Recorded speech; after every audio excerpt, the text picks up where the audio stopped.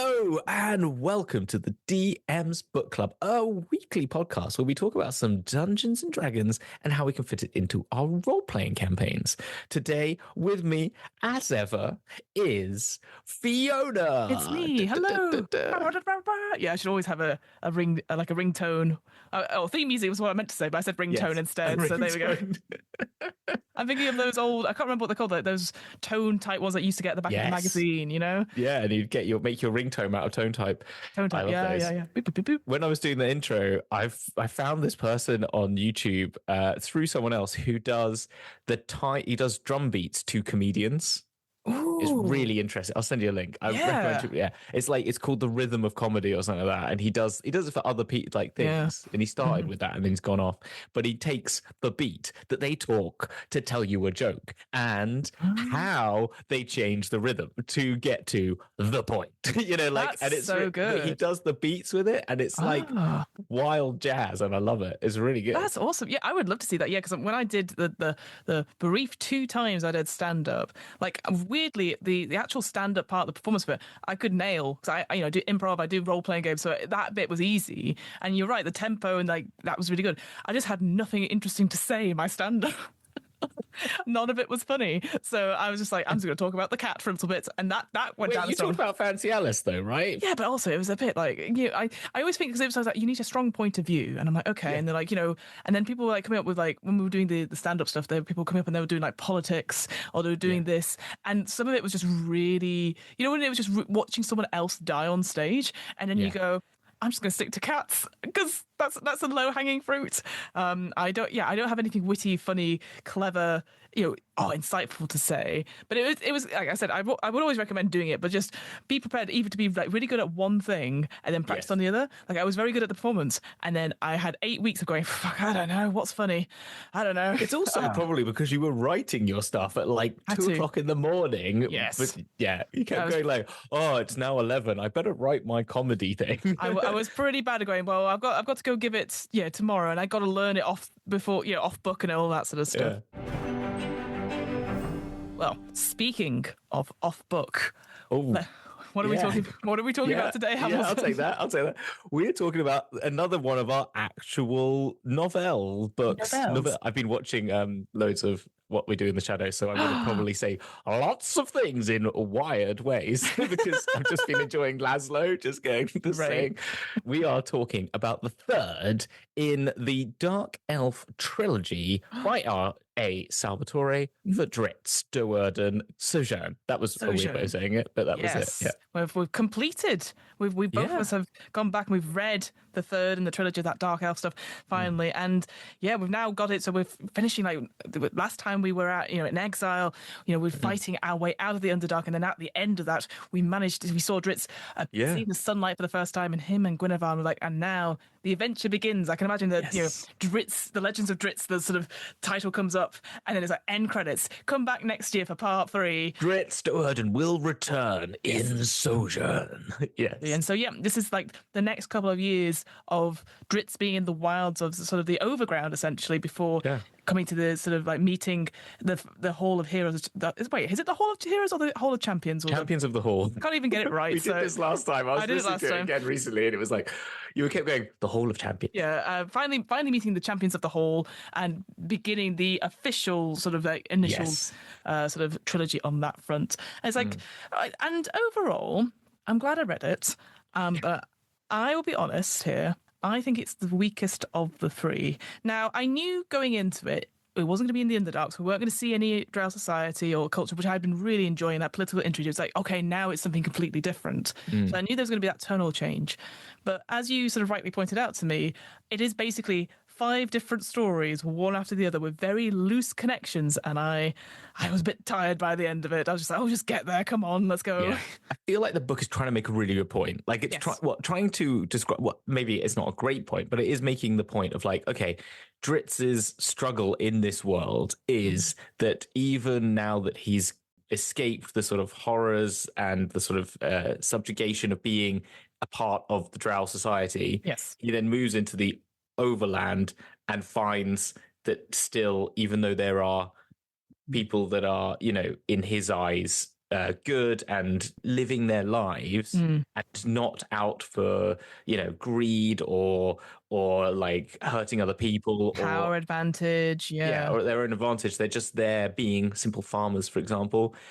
There's still much in the way of prejudice against him. 100%. And that is the point is trying to get across. It just does it a little bit too like simply and repetitively the same. It feels very repetitive because it feels like one of the big sort of themes throughout is that idea of prejudice about one particular person, Roddy McGristle, this sort of bounty hunter who just ends up going on this big long quest to kill Drizzt because of an incident which we'll talk about. And it gets to the point, and it was like he clearly, all the evidence shows that Drizzt is not at fault for the crimes he's claimed it, but it just comes down to a point of that it's his prejudice against drow and against this person because of one incident which was a miscommunication, a misunderstanding, but just so happened that it ended in violence. But I always felt that he wasn't like a big bad. I didn't like, he wasn't like, he was just constantly like, always just behind and stuff like that. And it was just, everyone else was kept saying, oh, you're not for it. Like he didn't have much power. He was just like a normal person. And maybe that's the point. Like you were saying, maybe it's just to show that the everyday struggles, like this is an everyday person who believes something. And that chipping away at Drizzt was when, at the end, when there is a sort of final confrontation, it is, I guess it just feels so different to say that final confrontation with Zach Nathane previously. It's not the same. No, it's very different. And I think it's only there to serve the purpose of the finale, but we'll get to that, I guess, at the end, because it's just constant, like as the story goes, it's always Drizzt finding a new troop of people or group of people and having to overcome their prejudice against him. And it's very similar, like it goes very similar sort of, it plays the similar steps every time, because I thought, this is really interesting. The first time you're like, okay, the first story, which is Drizzt interacting with a group of gnolls, which he then allies with before they say, oh, let's go and kill these simple farmers. And Drizzt goes, that doesn't seem right. This seems exactly like what I've just left. And kills the gnolls to stop them doing this, attacking these farmers. Then in his guilt goes, but I better check that I've made the right decision. So goes and like watches the farmers and looks after them, realizes they are just simple folk living their lives. They are, in his eyes, good. I put in inverted commas, but they are just simple people just moving about, not doing anyone any harm. So he feels like vindicated to a certain extent for killing the gnolls, even though, he still killed something. But then in that tries to interact with this family and they reject him because of his being, and that then gets to the town, which then leads to the person you mentioned, and there's more, we'll come into more on it. But that story, at first you're like, this is really interesting, this is like showing the struggle of Drizzt and how we're going to get to the next trilogy where he is going to finally find home at some point, hopefully, because he's just literally had 2 books of not feeling at home in his own home, being an outcast, and alone for the second bit, and having to watch all his friends around him leave him and die when he does find them. Or even just like with Belwag Disengulp having to say we can't be together, even though this is what's been the best thing about the last couple of years, and then they have to go their separate ways. So it's just like him thinking that he can never escape this past and this prejudice, and then going to the surface in Faerun, it's just reinforcing that belief, and it sucks. It fucking sucks. But we do find, luckily through the book, people in there that he finally realizes through it, there are people out there who are willing to see beyond his lineage and see him for as a real person, and see that he is innocent in things that people are putting at his door. So it does start to, it is that transition book in a sense, but it really doesn't, it kind of only stays on that one line the whole way and repeats it many times. It gets to a point where, because it'll be broken up with bits of fighting of like, oh, we've got some, bar guests like here, and they're in the valley, and then, oh, there's giants in the next valley, and there's this, and it's like, God, there's lots of monsters about that all have their own cool political things, and goblin warlords and all that sort of thing. And it's a lot of missed opportunities or misunderstandings and stuff like that. And I just feel like that first story, like I was really invested, and like again, we'll talk about the ending in a second. But then it felt like it then repeated, even though it was slightly different. Like you had first off, the story of the Thistledown family. Then you had the Ranger and how Drizzt becomes Drizzt the Ranger, which again, I really enjoyed that. I would have loved so much more detail on that particular bit. And then the final sort of act of going finally to 10 towns, but then that's 6 years later. And you're just there like going, it feels like big stories that have no connection or no, like for me, it's like, why am I invested in this? Because there's a lot of, I will say there's a lot more NPCs in this particular one. Yes. A lot of enemies that are there for like a couple of chapters and then they're obviously killed because they're greedy or whatever. So I guess they're showing that the evil, and then Drizzt is sort of in the middle of being either put into one camp or the other, and you can't find that place. Yeah. Yeah, let's talk about the Thistledown stuff. So, as you sort of said, like a lot of the motivation for Drizzt throughout this whole book is to find a place where he'll be accepted, and he's very cautiously, very similar to the Deep Gnomes in Exile. He watches this family and wonders how he can approach them, and he sees like the youngest called Liam, the youngest son, tries to like go out and like avoid his chores, but then tries to reveal himself and be like, hey, who are you? But he can't speak the language because of his appearance. Liam sort of rushes back and like, because he tried to communicate by doing the usual movie type thing of going, points at chest, Drizzt Do'Urden.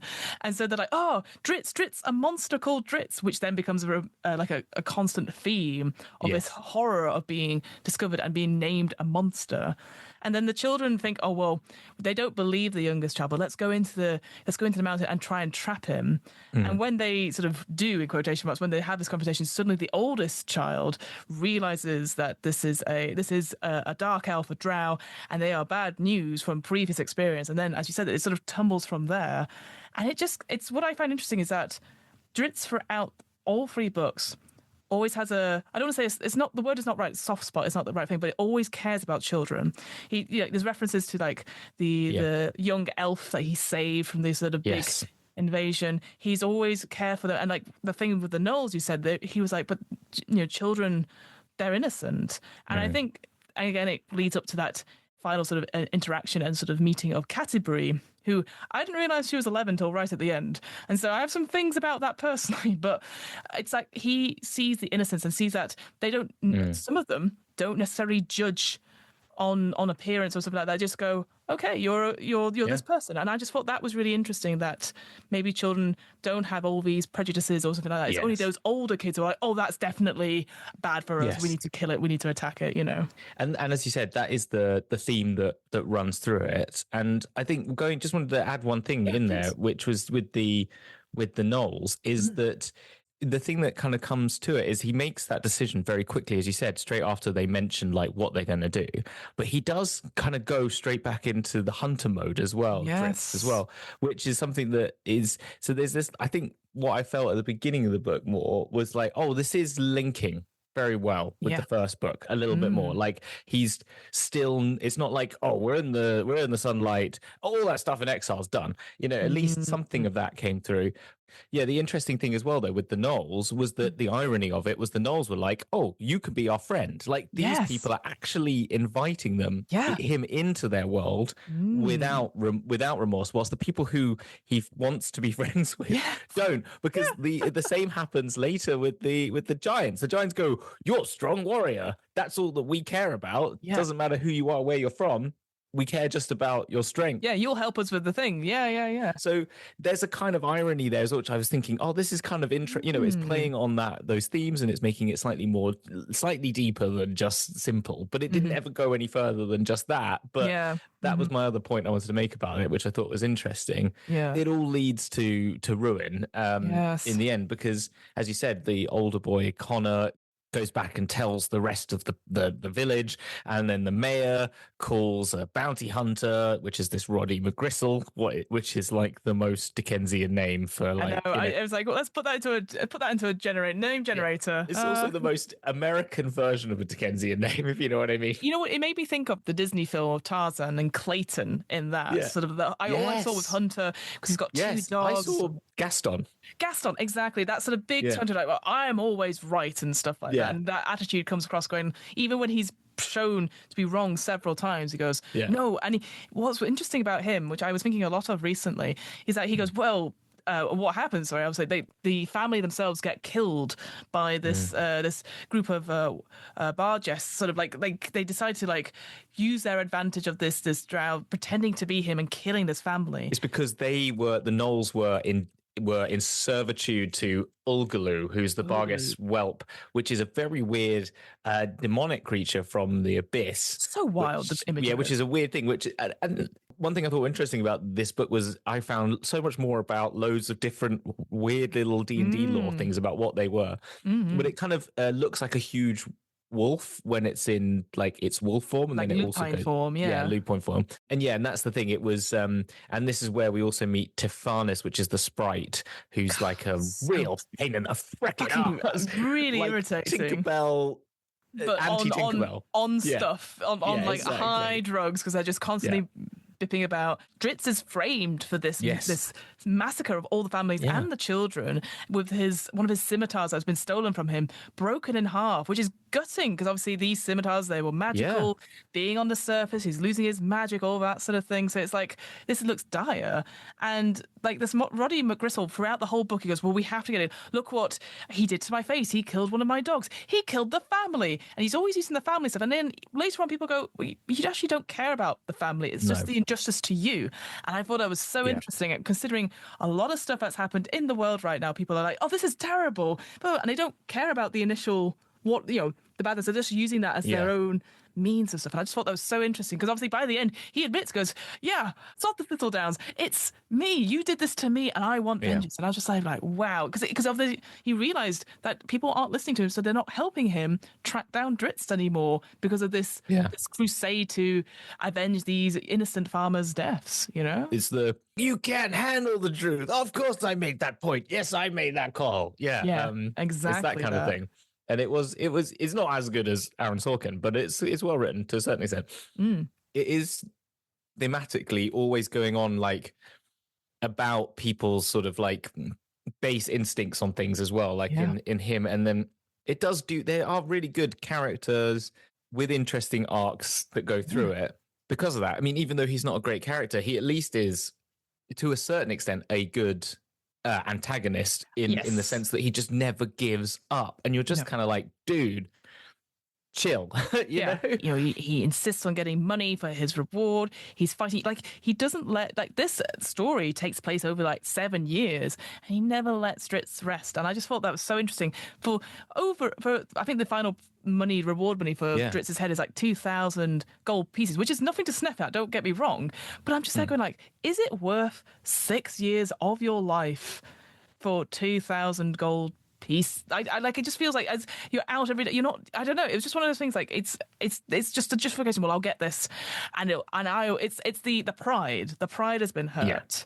And so, it was just, I just thought it was so interesting because, again, it kind of just does that sort of time skip. It was like, third act, 6 years later, and then he realizes, oh, that's no, I tell you, I'm wrong. I'm completely wrong. I'm jumping ahead of myself because he thinks Drizzt is dead. He does, because Tifanis, the little sprite, eventually lies to him. It's only when he realizes again that he kicks up the tail again. That's right. He's not fussed about that. Sorry, I messed it up. But he still does it for nearly a year, though. Exactly. Tifanis, I'm going to be honest. Fucking irritating. So basically, it is just like a very much like a worm-tongued like character where like has allied themselves with Ugalu at the beginning, and then tacks them on to somebody else, and then somebody else, and then finally Roddy as well. And I just be honest, I don't understand his motivation at all. I don't really get why. Like, because he's just being irritating because I think he's just trying to survive. But you don't really, there's nothing deeper than that. Like, other than like, oh, I'll get Drizzt's sword. I'll do this. I'll do that. It just feels like very one note throughout. I think it's just that classic like minion of like, I want to be the second in command, but therefore always be the voice behind the power. It's that sort of like, I can't have power myself as who I am. In this sort of sense for the sprite, but it's like, I haven't got, like those sort of classic like worm tongue gets the power by being the voice in the ear of the person in charge. You must know that this is a big risk to lie to, say, Roddy about. It's like, oh, I'll always I don't know what they do really in the time after that. I don't know. It's one of those things where I just got to the point where I just didn't feel it was necessary to have them. Like their sort of thing was always like just to be a bit irritating, take Drizzt's sword, and that was kind of it from my point of view. Again, maybe that's just maybe a very thin reading of their character. Yeah. I would say the second part of that first story, which I do really love, and I'm two minds about it. I either really love it and I wish there was more of it, or I shouldn't have been in there at all. But like Dove Falconhand, Yeah. Ranger Day Sifro, she's fucking badass. I love her. Well, she's important again because she has a familial link to Alariel Silverhand, Yes. which we're going to come to in the next books. She becomes a bit more, so it's like it's leading you up to the books he's already written, so it's kind of like it's prequel fan service in some respects, but it's also kind of that band is like, it's a classic D&D war party. You've got human ranger, an elf archer, a human warrior, and a dwarf sage, exactly. So you've got your like classic D&D party there. No like full-on wizard, but you know, we'll take a sage. That's fine. And they are great, and they are an interesting sort of, they're your first line of, you know, as a ranger actually being useful. Ranger. She comes in, she's badass. She does her own little like Sherlock going, well, the footprints, they don't match up, and that person, and they go, and there's like the whole thing, and goes, what do you think? And Roderick's like, I still think it's the drow, and she's like, sure, okay, is that what you think? You know, and it's great. I love that. Exactly. Yeah. And it's these sorts of moments when you're like, oh, I could see this as a movie. I could see this. And I think as a movie, actually, it would probably work a lot better because you could cut out a lot of crap and make it a good hour and a half to 2 hours, solid, decent film. And make you'd have to work on the words with the words. What am I saying? The script. The script. Yeah. I did see something. Someone said like R.A. Salvatore is an amazing writer of combat. Full stop. That was it. Like, it's like, and I was like, you know what? That's a really good point. Yeah. He's a great writer of combat. Combat is really well written. Yeah. Yeah. And that's it. Yeah. Yeah, exactly. But it's true because all the fights that happen, it feels like, oh my God, it could go either way. Like, I'm listening to it as an audiobook and I'm just so going like, well, I know Drizzt probably gets out, but what about all these other people? Like, there's a big fight with stone giants, which I will say one of the big things about this particular one, I'm like, giants and hill giants and stone giants, I'm like, done. But I'm like, the stone giants are fucking scary. So you're just there going like, this is quite tense, especially if your group, you're attacked by several stone giants at close quarters. You're kind of fucked. It's pretty brutal. So that's why I kind of really enjoyed that, because it felt very tense when I was listening to it. And I was just like, I don't know if any of this team is going to get out. Especially like my new favorite dwarf sage, Rock Crusher, whose quirk is like, I don't like getting dirty. I'm like, you know what? Great. Yes. I fucking love that. I totally agree. And that is the thing. And one of the things I remember like greatly about this one before coming back to it was like the fight that happens later on in the woods with the when there's the huge goblin orc army that comes. Yes. That is just ingrained in my whole brain. That whole section as a fight is like, there's bits going up here and he's running in there, and I can three-dimensionally visualize this encampment that they're like jumping up here and he's jumping there. And I think for I must say, this is a DM's book club. As a DM, I recommend finding that chapter or any of the fight scene chapters and reading how he describes combat. And I think it's something that I picked up on when I started, like, just how to talk about, how the slices happen and where people are moving and how to up your descriptions. They're good. That's a good point. I hadn't even considered that. Because we're thinking about Lawson, but actually describing combat to be tense, considering that, all three books that we've read, we've got combat in the dark against monsters on very small, like, enclosed spaces, and then out in the woods, out on the hillside where you could drop to your deaths, all that sort of thing. I think you're right. Overall, I've really enjoyed all the fight sequences. Like, it feels quite tense every time. So, I'd agree with that completely. The adventuring party, I really enjoyed their introduction, and I thought they were going to be like a much bigger story, like they would keep coming back, and they were kind of like there's this interaction with the male elf archer Kalindil. Is that how you pronounce that? Kalindi? I think so. Yeah, I can't remember off the top of my head, but because that's the first time that Drizzt is able to interact with a surface elf since the attack, that sort of thing, and he's trying to sort of make up for like what happened then, and trying to like, well, this elf will understand where I'm coming from. And at first there's this sort of clash where this elf is like, oh, well, I have this prejudices against drow, and goes to attack them. But then through that sort of discovery and investigation, and through the stone giants ambush on the party and Drizzt helping them, the elf is like, well, I'm going to help them, to the point where, like, in the second sort of story, when we go into the sort of the bigger ranger story, like Drizzt is like outside, like, in my head it's like, you know, when someone goes up like one of these big like the Pennines or a Munro, but like in trainers rather than like walking shoes. So I like the idea that this person's like, oh my god, this drow is out, but it's a freaking idiot. isn't making a fire to keep themselves warm, which I find is bonkers that they haven't done that so far. And like feeding themselves on, and it's just leaving like little gifts and presents. But Drizzt never knows this is the case. Yeah, which I never quite got. I was like, how is he not?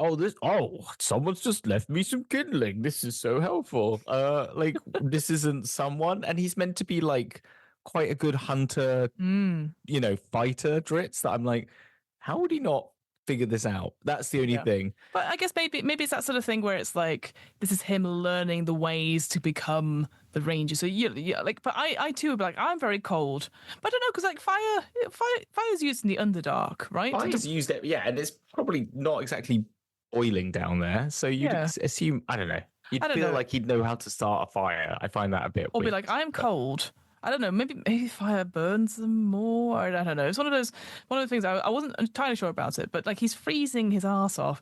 But then this group of elves are just sort of watching him and like keeping a close eye on him, but he never knows that. And it's interesting how, like, who watches the watcher kind of thing, because he's constantly like surveilling like the families, all that sort of thing. It's like, and how does he not know that this group is like following him in the bit of winter? So I don't know. It's another one of those nice, though, building on the whole, like, because they were part of the Doves group, and it's quite nice that you see someone caring about Drizzt. And I really like then when Drizzt like moves in with the bear. Oh, I know, like, great. That is great. I like that. He just like, and keeps getting him fish and stuff like that, and you're like, oh, this is sweet. It's like having a live-in landlord, is what I was thinking. And you're constantly like, well, here's my rent, and then you go, I'm just gonna sit in this tiny bit of the cave whilst you have the back of the cave. Yeah, exactly. It was kind of weird. And that leads us on to what I was mentioning earlier about this orc, the orc king, Grawl, and then his interaction with Mushi. Yes, or Montolio de Bruce. What a great name. The blind. I mean, it's a little bit too, I don't know if you've seen Zatoichi. Have you ever seen Zatoichi? Yeah, it's the sort of like blind samurai sage sort of character kind of feeling. It's a nice moment. And again, it felt very reminiscent of Belwar Disengulp in that, you know, it was an older, you know, another father figure that's going to teach him about, you know, Maliki and the speaking to the forest and being in touch with nature, you know, and he learns a lot of these, you know, it very well describes the ranger's path of becoming, you know, like talking to the animals, and you know, there's the owl he keeps talking to. So cool. And there's this sort of like relationship, and it's really great, and I really enjoyed those bits as like a nice little sojourn or, you know, in amongst everything else that was going on, but always this like the bit when he sneaks in and you see, because it does go it's all third person, so you do see like what's happening in the orc camp, and they go and have a look at it as well, and you kind of feel it's all building up to another one of these, well, it's all gonna go tits up, isn't it? Someone's gonna pay for this. Montolio is an interesting character, just because I recently did some reading for a different DM's book club, talking about perception checks and about how do you play a character who's partially sighted or completely blind in a fantasy setting, because obviously, you know, people like that do exist, and they don't want to have their eyesight cured. So Montolio, their eyes, their sight has diminished over 5 years, and now they are completely blind.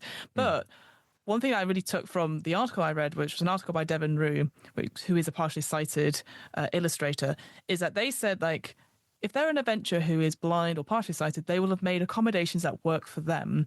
And so having the owl indicate where the where the enemy is. And yes, your senses, they're not going to be superhuman, like heightened, but like knowing where an owl is, you can be like over there. And then if you're a good shot, you'll get them. And I quite enjoyed that. And the conversation they had about fighting each other, Drizzt and Montolio, and getting Drizzt to remove his sight with the darkness and then fighting it one-on-one. I just thought that was a really interesting sort of thing, because obviously Drizzt was like, oh, he's fighting me without my sight, so now this is what it's like to fight like him. And he did very well to almost beat Drizzt, and Drizzt only sort of didn't even win. Like the darkness failed at one point, and he was like, right, well, I will now take the advantage.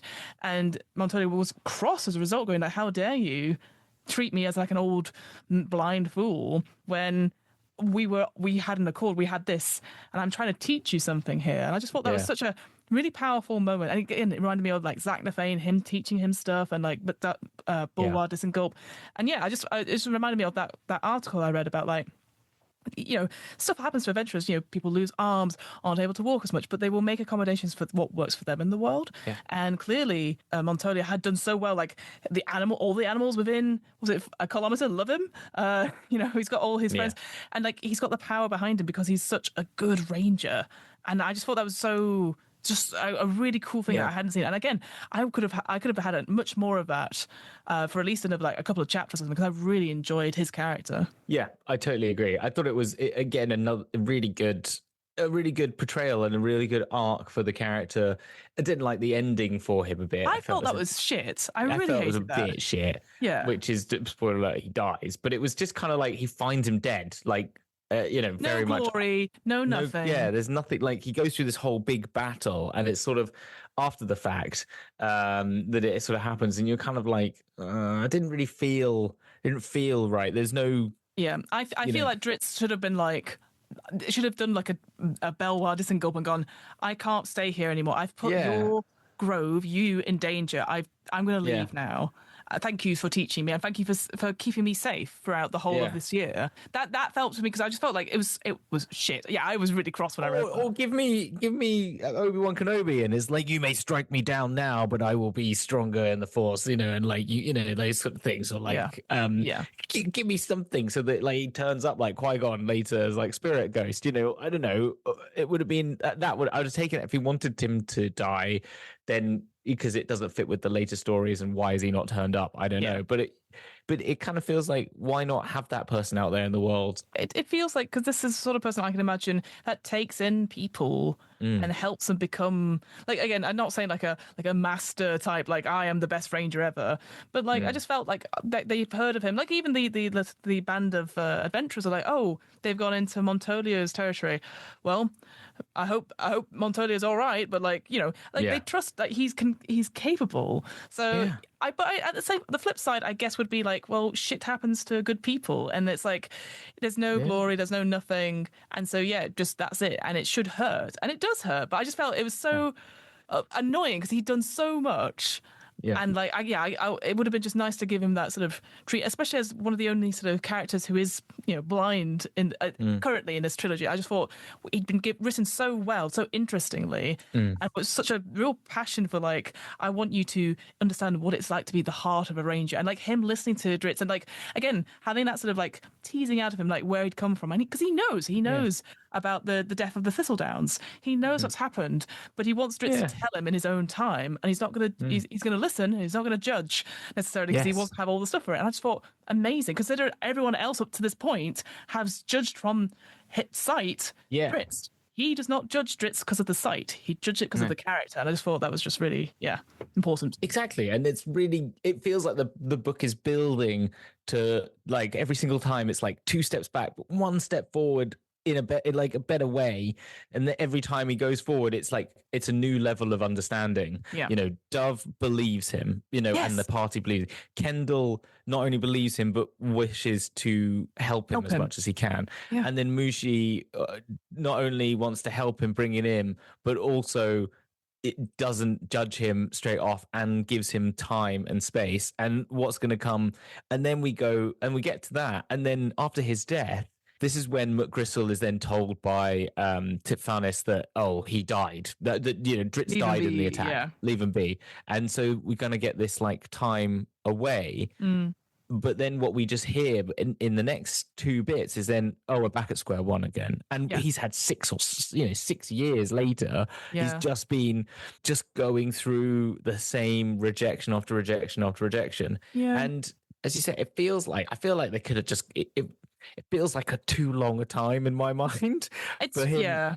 And I felt like the exile jump, it said 10 years, but it heck as well didn't feel like 10 years had changed since the last book in terms of the characterization and the people, because you'd feel and even like Drizzt in the beginning of Exile being like, I might not be able to speak. I'm really sad. It felt like, I didn't feel like enough of a 10-year, I'm really sad. You think like you'd have at least tried to leave the Underdark after a year. No, like, I don't know. It feels... I mean, I don't know. He didn't know how to set a campfire, so maybe these things are beyond. Well, then, yes. And then 6 years seems like, geez, this seems like it feels too long to not have more consequences than that. Do you know what I mean? Yes. Than where we get to. Which is that after like trying to fight, as we said, he ends up with what they called the Weeping Friars. That's it. God, what a 1D character on a scribbled note did you have for that D&D session? Here's a group of NPCs you're with. Exactly. Sad. So they're like religious-y people, like beggars sort of thing, who they believe that the world suffers. So the only way for them to relieve the world of suffering is for them to take on more suffering, and therefore it like balances out the suffering in the world. God, so no wonder he's not done anything, because he's with these miserable people constantly being it's just a spiral, a negative spiral. What they called with the like sort of like codependent relationships sort of thing, just like egging each other on.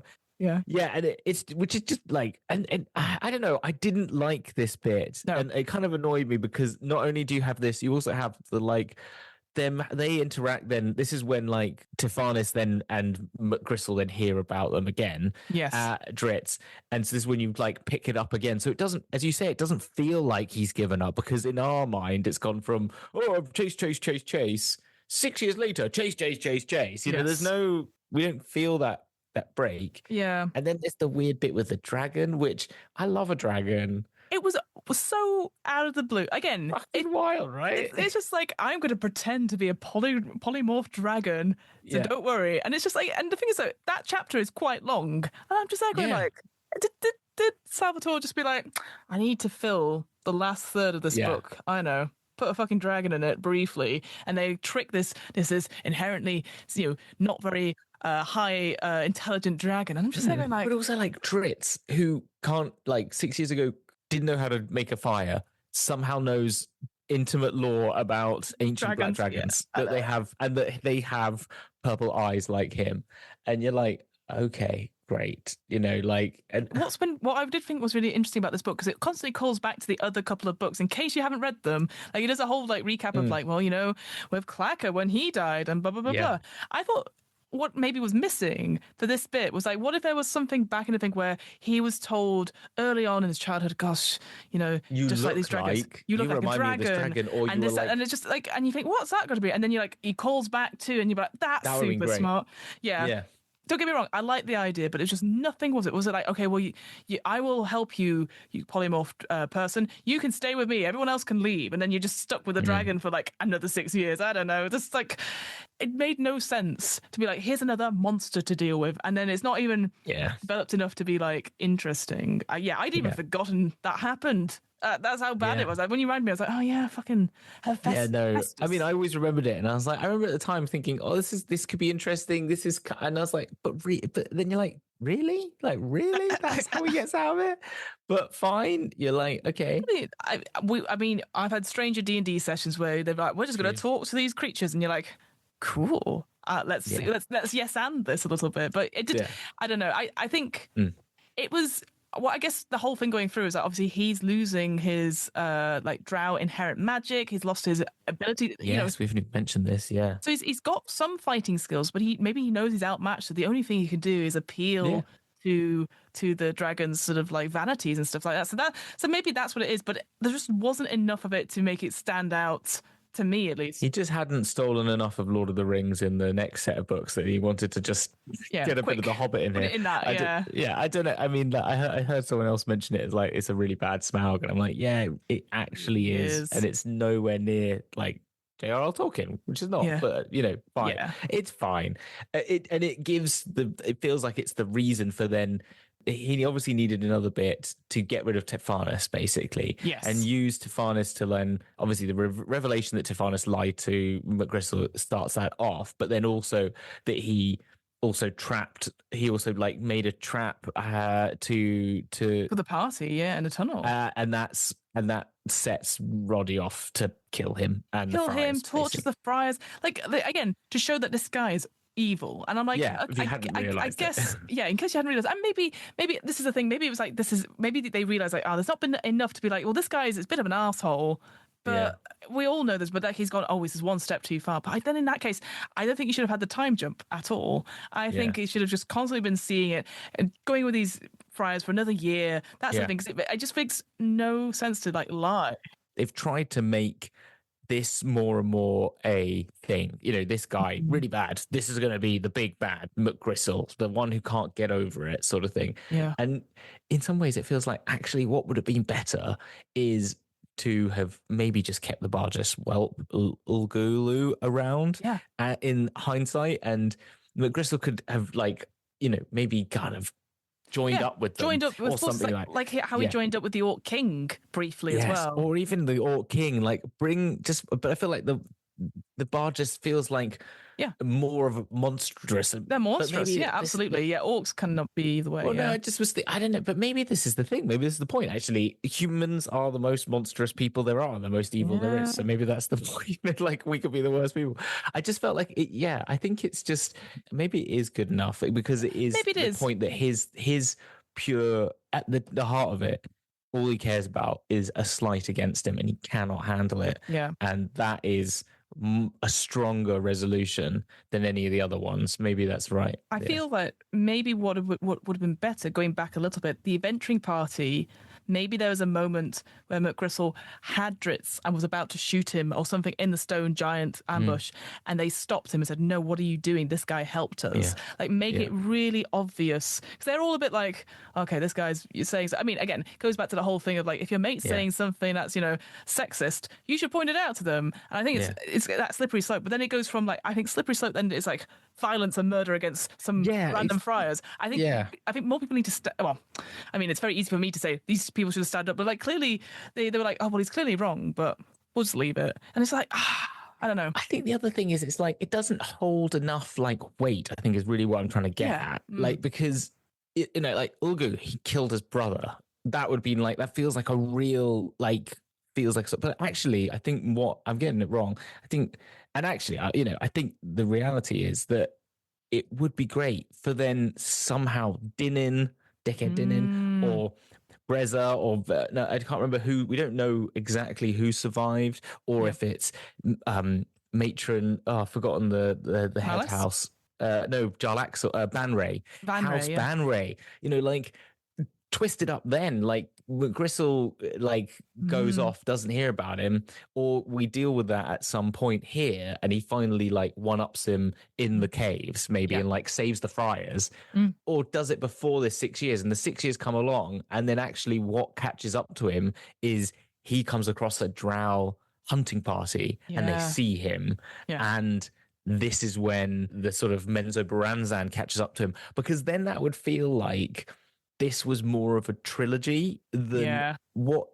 And again, it was like a two-parter, and then like a bit of another book. I've heard that. That's another thing that I heard from other people as well, saying that this definitely feels like the intermediary book between the duology and the next trilogy, and that's fine. Yeah, and maybe that's fine. Maybe that's fine. It's just because I'm so now invested in how Drizzt comes to be, and maybe we are, we should have been this, should have been that, and maybe we're just taking it too much on that value and maybe not reading into it a little bit more. So you're probably right. I will say, though, the sort of final bit of this chapter with his confrontation with McGristle introduces Bruno Battlehammer. Well, you've got to go. Like, he goes to the 10 towns. So this goes to the 10 towns finally. Yes, it goes to the 10 towns and is shunned a bit more. But then he goes. The sort of Cassius, the spokesperson for one of the towns, says, "Well, why don't you try and make a home on the sort of these slopes, Kelvin's Cairn?" And that's where Clan Battlehammer is. So Bruno Battlehammer with his adopted daughter Canterbury are, and they're sort of introduced. There you go. Now you're starting to find the names. I got them now. I'm getting there slowly but surely. But then the interaction between Canterbury and Drizzt is very similar to that initial thing between Liam, Thistledown, and Drizzt. Again, it comes back to that whole thing, like, he thinks children are innocent and they are not willing to judge him. And Canterbury is like it's like, oh, who's this guy? What? Yeah. So I thought that was really interesting. Even though Bruno's like, stay away from him, he's bad news. Like, clearly he's like protective, like dad mode. But then as soon as McGristle turns up, and I don't want to say assaults. That's not correct. But holds Canterbury against their will. Yeah, Drizzt saves her, and then has this big fight with McGristle. Bruno is like, I will deal with this, and then sort of like shows McGristle the door to the whole kingdom, as it were, and then turns back and goes, "You're here now. You're going to look after my daughter, and that's all we need to say about things. This is my home. Here's my rocks." And doesn't admit really that, like, obviously he has had an initial impression of drow, and as a result had that bad interpretation. But he's like, "You saved my daughter. There's nothing more to say. So you will protect her from now on." Which I was just like, wow. To give Bruno some more credit as well, though, he does when McGristle says, "Oh, he killed the Thistledowns, he did this." Bruno goes, "Bugger off." Yeah. What are you on about? Before even he accepts him into his home, he goes, "You're full of shit, mate. Like, that's not even great. I know that's bullshit." And it's quite great. It is good, and it's really nice when you finally get to this point, like, oh, the names that we know: Canterbury, Bruno Battlehammer. We haven't quite met Wolfgar yet, because that is. But Wolfgar got mentioned in the epilogue, which was really funny. It was just like a last line, so, "I'm Wolfgar, the strongest adventurer of the land," and I was like, who? He's not appeared in any of this stuff. Yeah, no, well, because his interaction it's probably I think is it kicks off with a bit of a go, the next book, and it really does. He there's I can't really get into it. It's really good. No, I know. We're gonna have to read. We're gonna have to continue reading them. That's the thing. Yeah. The only thing I have as a slight sort of like moment myself is that Canterbury is supposed to be 11, and obviously I know in the future that they do get together, and at this point Drizzt is 40 years old, and I know this is just me because obviously elves are different, all that sort of thing. I kind of wish Canterbury was a little bit older. I completely forgot that she wasn't. In my mind I was like, oh, she's like 20, and then I was like, no, she's not, because that's how I sort of picture her, because in the later books, in the next books, I don't know what the time passes in the next one, to be honest, because he says like she's so innocent, and she it's the same interaction that me and Liam had, and I'm just like, yes, but it's just a little creepy. Just age up a little bit, like, because she's like, because you can still have like, I'm going to define my father, I can speak to whoever I like, and it doesn't have to be like a child safety thing. And then it maybe gets a bit weird when Bruno goes, "Will you protect my daughter?" I was like, maybe you change that to be like, you can be one of my protectors, the whole clan. We accept, exactly. We're all outcasts here. That sort of thing, and we're more equals because we're a little bit older. But I think that was the only thing. I was just a bit like, oh no, that was the only thing. But I enjoyed her character. I kind of wish she had more to do, but again, because of the way these 5-ish stories have all sort of put together, it was nice to see it. And I'm excited. As I ended it, I was like, I want to see this original trilogy, and how obviously it's going to be very different, because I know obviously Drizzt is not the front and center character, but I'd be interested to see how it goes from here. No, I've just quickly checked it. It's like 5 years after the Battle of the Barbarians, which I think it's like 10 years later. So she's like 20. I think she might be in her 20s. 21. I mean, that's better. Yeah. Which I think is the thing. So I think it's just doing that classic, like, we're 10 years in the past for this bit to give you the Yeah, time, so because instantly he doesn't, wrote the doesn't other really book make any sense. Yeah. before, so it's just fitting it in, and probably wants them to be friends, but it's like, oh well, if I minus 10 years from this book, then it's, that's it, yeah, Yeah. exactly. But also in my mind, that as I said to you, I'm sure she falls more in love with Wolfgar first anyway. I think that was what you were supposed to say. That's what you were saying to me, because they were supposed to be adopted brother and sister, and then that's been a bit awkward. And then they were supposed to fall in love, but then when everyone's like, "We prefer the moody elf person," they go, "Well, hang on, let's switch a few things around." You've also noticed that Kelvin's cairn, where he goes and sits, is where he goes to be moody. So where they send him the first time is where you first meet him in the original trilogy, but the next bit where he's just like, I'm in my moody spot. Just like, this is where I'm going to watch the dawn every day because I want to do this to acclimatize to the light and stuff like that. But I'm going to do it he does it like every day. I need to watch the dawn rise. Becomes like a ritual for him. And that's really interesting, because at the beginning there's that whole bit about him getting used to the sunlight, because it hurts him, like it hurts his eyes, it's hurt, and it's you can see like the cloak is burning away and all that sort of thing because of the magic and stuff. And that's the thing that goes on. He can't levitate, can't do anything. But I really like that idea of like, he watches the sun every day because he reminds himself that I have to go through these trials, I have to do these things, and that's another day, and we're ready to go. If the hardest part of the day, in quotation marks, is watching the sunrise, he can do anything. That's I think that's what I took from it, at least. I'm looking forward to the next one because there's some really good, there's more good NPCs. I think like weakling, low level wizards, but getting more power than they deserve. There's demons. There's Regis, the halfling Regis, who's really great, a really good addition to the story. Like there's some, and like Wolfgar interaction with Bruna and everyone becoming friends. It's good. It's good. Well, there you go. That's our final book in the Dark Elf trilogy. I'm sure, like I said, I feel like we're going to come back. I don't know if we'll ever finish the whole trilogy, but I'm keen, especially now because I know we've got our plans to look at 10 towns at some point. Well, that's exactly right. Yeah, I think we have to do that before we go and do the next book. 100%. Yes. Yeah. Because it's an interesting place, and it's been featured in the Icewind Dale game. It's been featured all in the Icewind Dale book, which is where we're going to use for our information for this. The Rime of the Frost Maiden. Yeah. Exactly. And also, because of these characters, it's sort of synonymous, because like if you've played Dark Alliance, it interacts a little bit with the 10 towns there. And so it's I think they were saying it's also going to be a part of the new Forgotten Realms primer, is going to include Icewind Dale. So there you go. Yeah, it'll be interesting to see what we got here, and then maybe when it comes out, that we can maybe review that in relation to that when that sounds good to me. I'm always up for this. Now that I'm like, okay, Big Cat Daddy is now safe, I'm all good. Like Gwynnethar had like a great time just killing creatures left, right, and center. We didn't mention a lot of Gwynnethar. They're there and they do a lot of killing. They're great. That's all you need to know. Thank you so much, Hamilton. Where can we find you on the internet? What have you got coming up? Let us know. Ooh. I actually got something to share now. I do, because I've just launched the pre-launch page for my new Kickstarter. You can find the links on my link tree, but if you just search Wraithborn on Kickstarter, you can go and follow it there. It's basically this is the little brief into death heralded your birth as you awoke to the world at the last breath of your own kin. Yeah, so that's you. Yeah, so yeah, through this dark omen place in life, you were renounced, reviled, and rejected. Yet in death, you are gifted another fate in turn.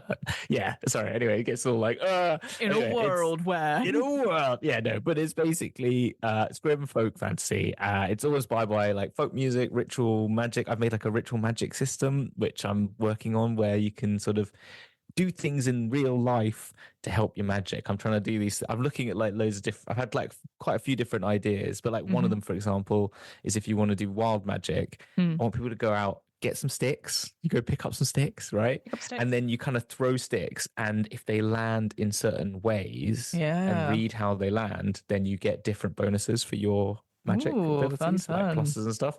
But it different depending on what magic you actually cast. It does different things. Like that's one. There's a few other ones, but I won't go into them here. But stuff like that. It's all from Wartborg. Loads of classes, monsters, all that stuff. Nice. So yeah, that's what I'm doing mainly at the moment. But I'm trying to think of a good one. But but I am lost in thought. So all I need to know really is where I'm going. Great. I love it. Well, I'm sorry you're lost in thought. I know you're big thoughts, small head. You know, it is what it is. Where I'm very glad you asked. What am I rolling? It's a twice monthly tabletop RPG one-shot podcast, which focuses on different RPG systems and interviews with game designers. We will, by the time this episode comes out, we've got a couple of live streams that are happening. She says, fingers crossed, hopefully. Otherwise, I'll have to edit this out. We've got one that's going to be the Monty Python RPG that's going to be happening on Twitch and the One Shot Podcast Network, which should be fun. I'll be honest, I have absolutely no idea what the system is. Watched Monty Python in the past. I wouldn't say I was a massive fan, but it'll be interesting to see the system in play. We've got Brian, who's one of the writers for it, is going to come and run it for us, and a couple of friends, which will be fun. And then in February, we've got another live stream of Prequel, which is like a tactical RPG about how it's like the final battle, essentially. The good people come across against the evil and they don't win, but they are able to make things, like find things about the weakness of the big bad so they can go for basically it's like almost at the beginning of an adventure sort of thing where you would remember bits and pieces and then maybe you could use it for a different campaign, the story that you create. So cool. That'll be something different. It feels like a little bit like Hollows from the Rowan Rook and Descartes, from what I was reading about, but there's also some role-playing bits and prompts as well. As in, like, the setting similar to Hollows, you mean? No, and Hollows, the RPG, had lots of, like, places of where you were on a battle map and how close you were to the boss and stuff like that. So there will be, like, some sort of, like, a battle map-esque thing. It could literally just be, I don't know, a Google Doc that I'm just going to put together for that stream, but we'll find out. But yeah, those are the two big live streams coming out, which is exciting. But as always, come check out wherever you can. We're also doing Too Long Didn't Read. We're slowly getting back to two times a week. Yeah, I saw you were doing that before this. Yeah, we've done a couple. We've done today's, at time of recording, we did No Thank You Evil, which is like a focused I was going to say adult friendly, no, child friendly or younger adults sort of friendly RPG, which has some really nice things. What I did like, which I'll tell you about because I think you'll find this funny, is that the character sheet as well can be unlocked. Basically there's three types of it. There's like a triangle, a square, or a circle. And the idea is that triangles, when you start, you have all the basic information. Square, you get a little bit more, and then circle, you get the complete character sheet. And the way you think about it in terms of complexity is that a triangle has 3 sides. A square has 4 sides, and a circle has infinity sides. So it's the most complex. I like it. 3, 4, infinity. There you go. So it's kind of a jump, isn't it? It's a bit of a jump, but also it makes me think about, like, if I look at my players around the table, and go, all right, which one of you is a triangle?